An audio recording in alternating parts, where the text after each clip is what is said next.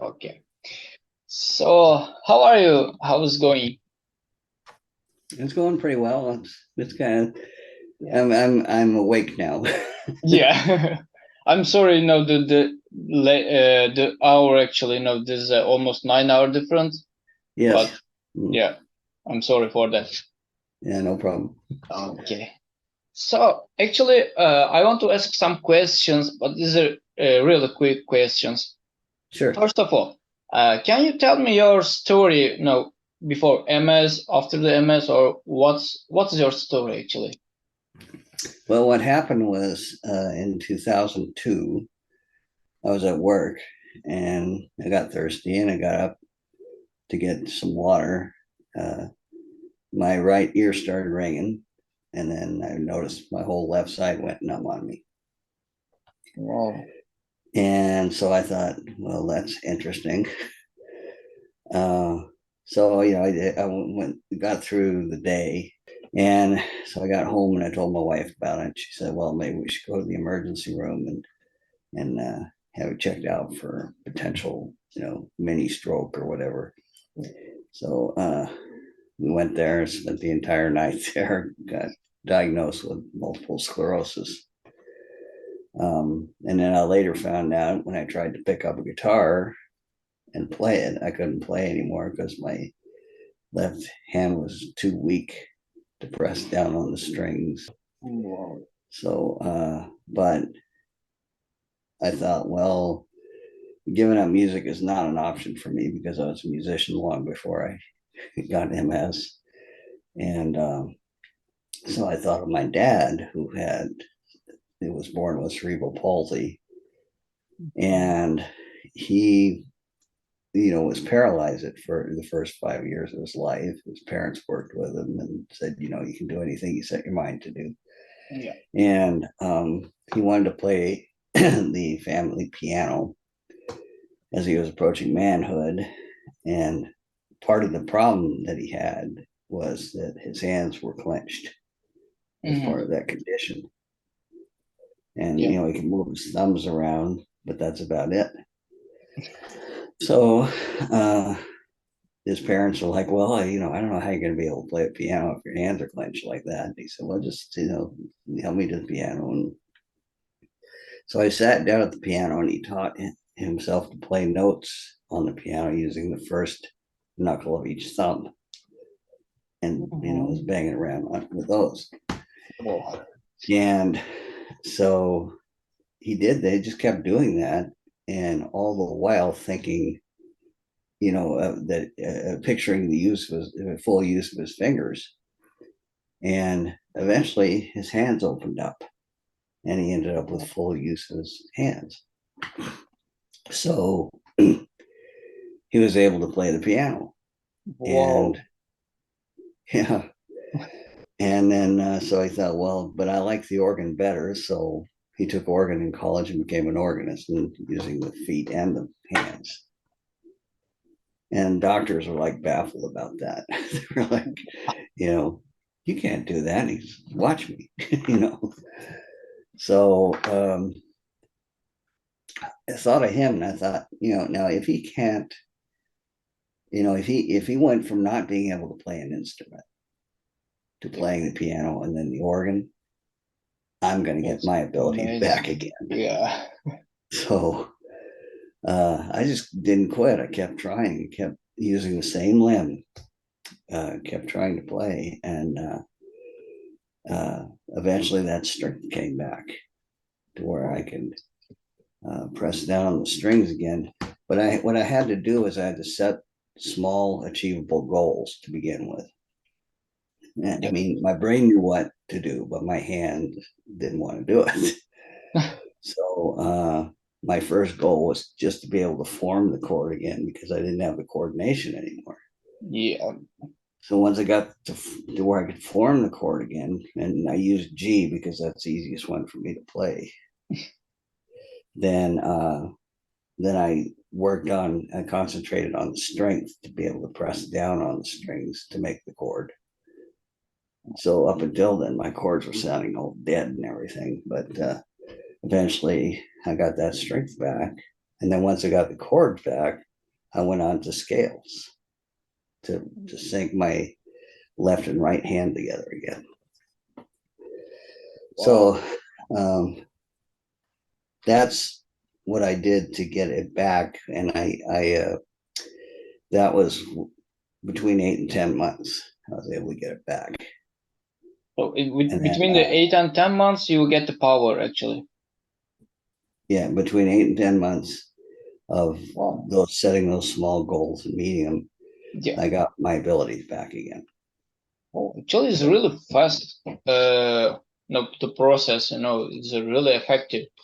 I Yeah, didn't expect that. Actually, I expected, at least 1 or 2 years, or maybe more than you need to get the strength, but you could just get 8 months. No, it's eight to really ten good. months. Yeah, Wow.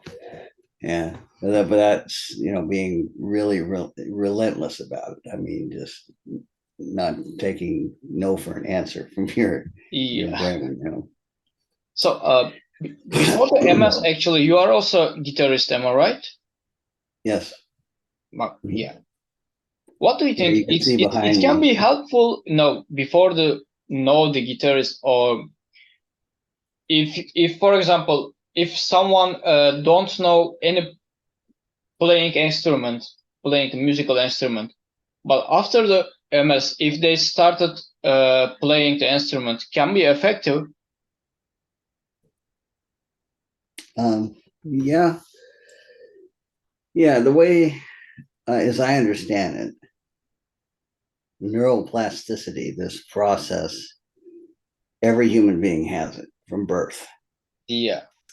It is the process that allows our brain to develop and our motor skills to develop. So, all the while we're growing up and learning these new skills, I mean, it's like I always bring up this point. When you're a kid and you're taught how to tie your shoelaces by your parents, right? Yeah. You're uncoordinated with it. You're trying to kind of get it. And eventually you do get it. And when you do get it, your brain makes a new neural circuit, a new neural connection Yes. uh, with good tissue in your brain. And so everything you do, that's why the brain starts out all smooth and everything when you're a baby, and then starts looking more like macaroni as you get older, because everything is, it's just building up all these processes in there. Yeah. So that's neuroplasticity, and so it can not only create new nerve endings and new nerve circuits, but it can reroute ones that have been damaged by MS or Parkinson's disease or traumatic brain injury, all those things. Wow. So it's, anything's possible with it. Yeah. But I'm really impressed, your story actually. When I saw the in YouTube, I really tried to find you, and I'm really thank you because you you have one YouTube channel. I found that Mm-hmm. actually, your Instagram page. I'm really Mm-hmm. thankful with your videos. Actually, this is the most important videos for me because my topic is really specific, and I couldn't find a lot of articles about MS with the music. But Mm-hmm. your video is more effective for me. Your other than the articles, actually, because your story is real, and you have really good uh, you have really good process to defeat the MS. And you are now, I think you have a group, you have a band actually with the Had music a band. band, yeah. I Yeah. had a band yeah. So we're jumping to 2015 when I found a way to give back to my community through the Swedish Medical Center's MS Center here in Seattle. Um, I had gone to a MS support group meeting at one point where I went to kind of tell people about this, what I like to call a superpower that they all have within them. And there happened to be that day a composer of note from England, but it worked mostly out of New York. And he composed most of his stuff on the piano. He composed things for like symphonies and show tunes and that sort of thing. But he always used the piano to do that. Well, in 2015 or 20, yeah, I guess it was 2014. He was in his 80s, and he had primary progressive MS, which basically he was in a wheelchair, and he listened to my story, and he looked over at the presenter of the meeting and said, "I like what this kid is saying about the brain rewiring itself." He says, "I think I'm going to see if I can play the piano again." And then this light went off in my head. It's like, okay, I know what I need to do now. So I started up this program called Get Back Your Music for neurologically challenged musicians to help them get their dexterity back again, simply by being proof that it can actually work.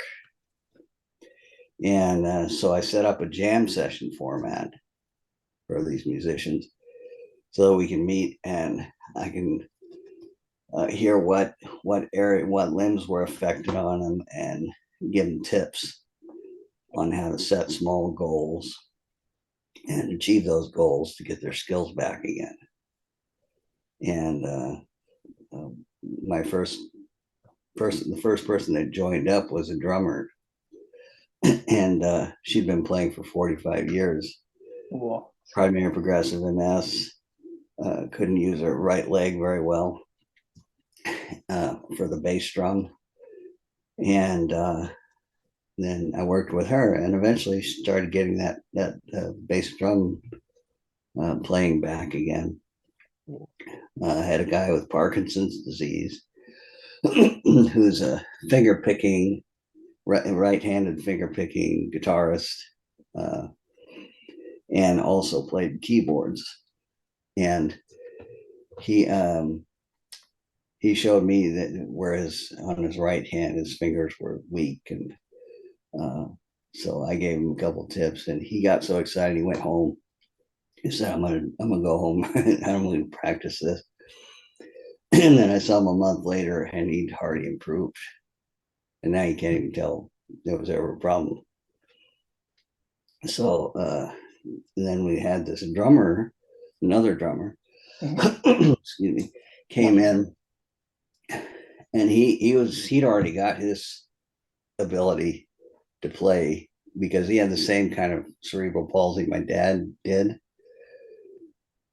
But he decided he wanted to be a drummer when he was approaching manhood, and he ended up playing drums. But otherwise, the same story, paralyzed for 5 years or whatever, in and out of hospitals, and then became a good drummer. Wow. So we started this band called Aksan. And this is a really good name, actually. Thank you. Yeah. And started playing the MS Center barbecue and things like that. But then, COVID-19 and everything kind of got shut down, locked down. So now we're starting over again, but we're back with Get Back Your Music again on a monthly basis versus weekly. Yeah. So you started again, actually. Yeah. Mm-hmm. Congratulations. And I even got a grant from this place called For Culture. It's part of the county that I'm in, to provide instruments to the participants of Get Back Your Music. So I spec'd out a bunch of instruments and guitars, a PA system, all sorts of stuff that we could use, and a couple of TV stations did a story on Get Back Your Music, and so you know the videos are out there anyway, so you've probably seen them all. But so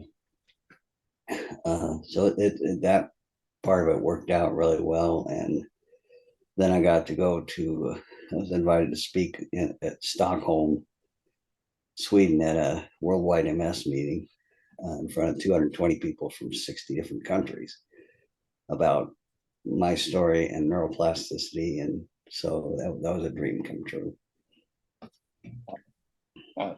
And I want to ask you another question, actually. Sure. How are you feel? No, how do you feel after your story? Because you affect a lot of people. You know, as you said, some drummers or the piano player. You know, some people be affected from your story. And you are like a hero for them, actually.